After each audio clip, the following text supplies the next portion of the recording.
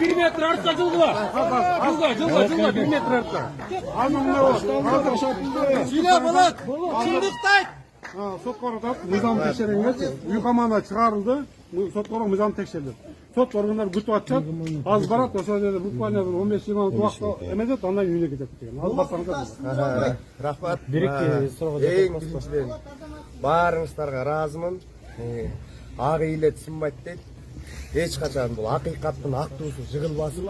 Мен жалпы ушул жерге колдоп келген журналисттерге, баардык ушул жерде турган журналисттерге айтат элем.